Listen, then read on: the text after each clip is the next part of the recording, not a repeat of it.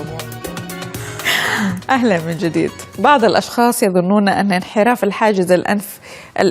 الحاجز الأنفي هو اعوجاج مظهر الأنف، في حين أنه من الناحية الطبية انحراف الحاجز الأنفي يشير إلى اعوجاج داخلي في الأنف.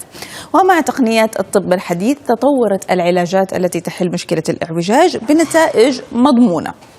للحديث أكثر عن هذا الموضوع ينضم إلينا من جدة الدكتور جورج صغيب، أخصائي أنف أذن وحنجرة وجراحة الوجه والعنق. صباح الخير دكتور. في البداية الكثير من الأشخاص لما يسوي عمليات تجميل للأنف يقولوا أنه والله كان عندهم انحراف وحاولوا يصلحوه، هل بالفعل ممكن دمج الاثنين؟ بس عشان نطلع هالفكرة في الأول. أول شيء صباح الخير، يسعد صباحك وصباح كل المشاهدين. بالنسبة لمشكلة الحاجز الأنفي، طبعا في كتير ناس اليوم بيفكروا أنه مشكلة الانحراف الحاجز الأنفي هي مشكلة انحراف الأنف كله، بينما إذا بدنا نحن نقسم الأنف عادة في عندي الأنف الخارجي اللي هو الأنف الكامل، في عندي بداخل الأنف طبعا الحاجز اللي هو بيفصل هالمغارة هيدي الكبيرة إلى قسمين يمين ويسار. هلأ طبعا إذا بدك نقسم الأنوف اليوم فينا نقسمها لثلاث تقريبا أقسام. في عندي يوجولي عادة أنف بيكون مائل، بس الحاجز الأنفي فيه مثل ما حضرتك تفضلتي وقلتي. في عندي حاجز بيكون مايل تلقائيا مع شكل الأنف كله، هيدا ساعتها بيتطلب عملية بتكون عملية متكاملة كلها مع بعضها. في عندي آخر شيء بس بيكون عندي خشم أو أنف بيكون ملتوي خارجيا، بينما الحاجز التنفس بيكون طبيعي. أيوه. طيب يعني إيش نقدر نقول الأسباب اللي بتخلي هذا الحاجز ينحرف بهذا الشكل، أو ينحرف مثلا ليش ناس عندهم انحراف أقل من ناس كمان ثانيين؟ تمام. بالنسبة للأسباب اللي بتودي للانعواج هيدا، أول شيء في يقول إنه في أسباب إن إحنا وصغار ما يعني بيكبر الإنسان بيوصل لمرحلة بيقول إنه أنا مش عم بقدر أتنفس بقى، بينما هو صغير إذا بنطلع على الهيستوري أو لتاريخ القصة كيف صارت معه ممكن يكون واقع من هو صغير أثر حادث صغير، أو ممكن عن كبر. حتى في كتير ناس أو في كتير أولاد بيكونوا بيلعبوا رياضة أو بيلعبوا فوتبول أو بيلعبوا باسكتبول كمان أثار أي ضربة، عادة هيدي بنسميها التروماتيك أو الأشياء اللي بتتاخد من بسبب الحادثة. هلأ في أسباب أخرى كمان نحن بنطلع اللي هي ناس بيكون عندها حساسية عادة، بس ما بتتطلب. في كتير هيدي جراحين أو أطباء أكيد بيوافقون عليها.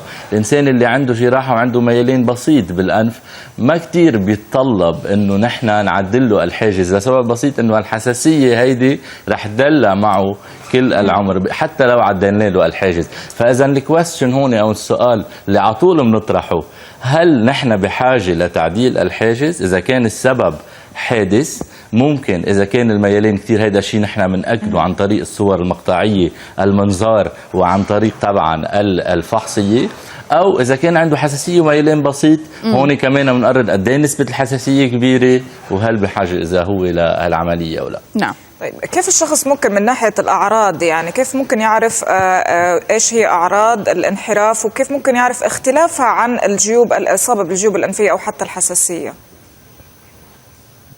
تمام.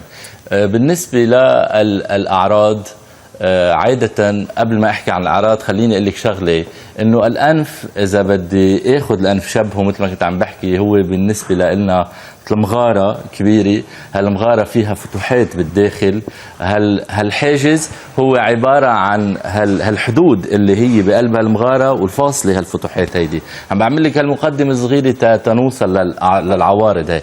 فإذا هالحاجز هيدا إذا كان مستقيم، هالهواء هيدا بده يدخل على الأنف بشكل كمان مستقيم. نحن وظيفة الأنف عنا مثل ما الكل بيعرفوا هي تدفئة الهواء، ترطيبه، تنظيف مش تنظيف عفوا ترطيب وتهوئة الجيوب الأنفية، وبالآخر الهواء بفوت على الحلق، من الحلق نحن بناخد الأكسجين وبيوصل على الرئة وهيك. بس ندخل في العوارض اللي حضرتك نعم. بالنسبة للعوارض، أول شيء الإنسان بده يحس يعني بالمبدا الشيء اللي على طول بيجوا لعنا المرضى بيقولوا لنا اياه هو عم بسكر او عم بقفل انفي تلقائيا يمين يسار او بالليل او بالصبح. من العوارض الاخرى ممكن يكون الاحتقان الدائم، ممكن يكون طبعا الصداع، وممكن يكون التهاب جيوب مزمن لانه هالجيوب هيدي عم تتقفل من وقت لوقت بسبب هالانحراف. وطبعا المشكلة الاجتماعية الكبيرة اللي كتير بيعانوا منها هي الشخير، اللي ممكن يكون الحاجز الأنفي سبب من الأسباب الكبيرة اللي بتقدم الشخير. نعم. طيب هذه الأعراض كلها هل لازم لما يحس فيها الشخص أنه ضروري يروح لطبيب ويلجأ للجراحة أم أنه في حلول أخرى؟ بالنسبة للجراحة، هل الجراحة مستعجلة أو الجراحة لازم نعملها إذا في اعوجاج بالأنف أو اعوجاج بالحاجز الأنفي؟ أنا برأيي الشخصي كل شيء بيتعلق بحدة العوارض أو the severity of the symptoms. اليوم إذا نحن عم نحس بالعوارض بطريقة إنه عم بتأثر علينا بحياتنا، مثل ما أنا بقول للمرضى ما عم بقدر نام، في شخير دائم، في عندي تسكير بالأنف، عم باخد بخاخات الأنف الدائم اللي الكل بيعرفوها بس ما عم تعطيني نتيجة خلال فترة طويلة كمان. يعني ممكن الإنسان يقعد على شيء اسمه تجربة علاجية من شهر ل3 أشهر، وهيدي التجربة هيدي تفشل.